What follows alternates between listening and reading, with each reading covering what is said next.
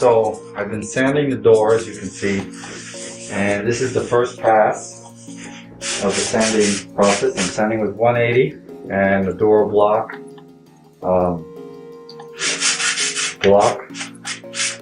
And I just did the first pass, as you saw. And I'm going to show you, with just the first pass, I can tell which are the low spots. And I'm going to show you right now. Okay.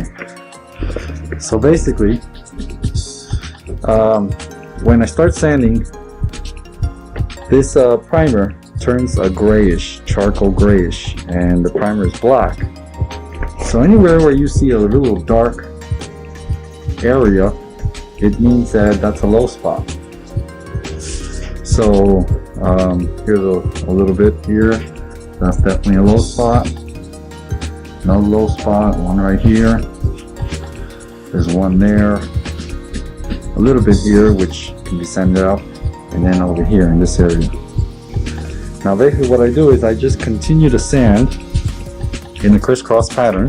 So basically this way, and then when I go back this way, never straight up and down or this way or anything like that. You want to keep the block flat against the surface. If I do it like that, you can tell the block is not really flat, so it's going to cut more towards where it's touching, and in these areas it won't cut. You want to keep it flat. And so basically, as you're keeping it flat and you're doing the blocking, anywhere there's a spot where the block cannot reach, it's a low spot. So since this is the second time I primed it, I am already familiar with the low spots. I know that there's no high spots because I've already taken care of that the first pass. And then basically, the more times you block with each pass of the blocking, the better the panel gets, the straighter it gets. Alright, so I'm going to continue sanding. And then you'll also notice that when I do sand, the paper gets clogged. Not really clogged, but you know, the sanding dust that comes from sanding starts sticking. What I do is I just take a paper towel, and just a standard paper towel, and just wipe off dust so that I can continue sanding. And that is so that I keep the paper clean, so that I always have a cutting surface so that I can continue sanding.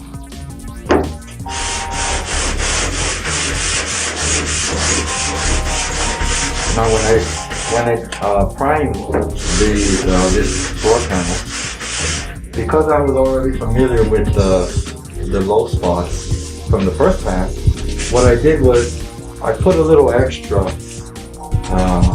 paint on those areas so that I can sand them out in the end.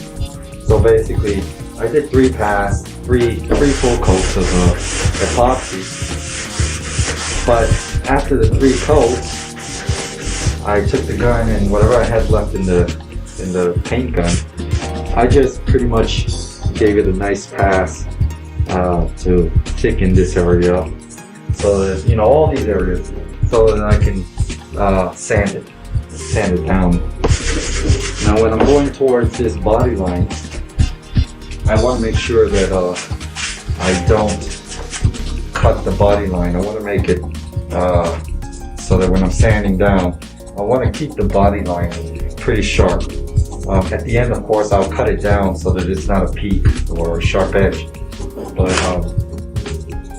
I want to make sure that I don't go over this while I'm sanding, because I will cut down all the way to bare metal.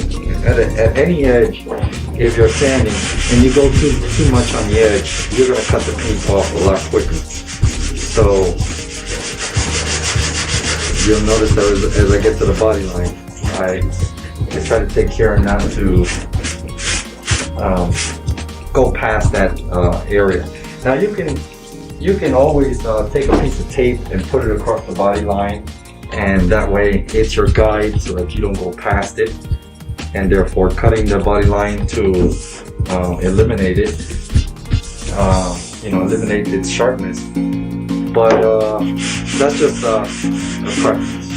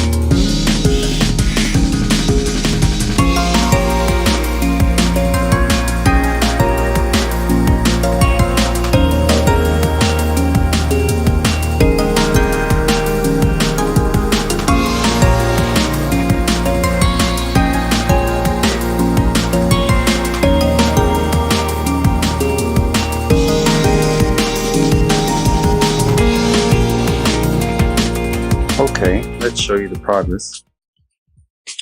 Now, you'll remember that there was a low spot here.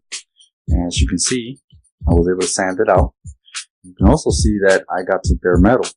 So that was the limitation of the sanding I could do to be able to get the low spot. Because I hit metal here, I couldn't get to this low spot. And it's pretty minor, and it'll come out with the high build. Over here, again, hit bare metal, but no low spots here. You remember there was some low spots here in this area, and gone. I was able to sand them out. Now, as I stated earlier, I had sprayed extra coatings of epoxy over those areas because I knew I would attempt to sand them out. So that worked. And so basically, all of this is nice and straight. And over here, you remember there was low spots here. Now I hit bare metal, so I wasn't able to get to it completely. So as you can see, very minor low spots. Couldn't get to them. So the high build would definitely get rid of those. So that's my limitation right there. Those bare metal spots. And again here, and as you can see, very minute low spots. But the bare metal told me to stop sanding. So that's where you stop. And then here you can see the body line. When I sanded right up to it on both sides. Now by hand, I'll take this down with the 180 grit. I'll just take some 180 grit, fold it over, and without a block, just by hand, just lightly scuff it up. Get rid of all the imperfection, make it nice and straight. And at the same time, I won't be cutting down that body line. So there's a demonstration for me and the sanding. This door was the passenger door, and if you remember from the last video, this door had some work to be done. It had a little work. So I would have to say that this door is now pretty much ready for the high build, and possibly the high build when I sand it down and it comes out perfect again, then I can do final prime on it. I still have to do the ledge here and then around the door frame, but that's all done with the soft block, and in this curved area I do it by hand, lightly sanded. I know there's no imperfections here because I've already sanded it down from the first, so it's just a light scuffing. Cut it down and get it ready for the next paint.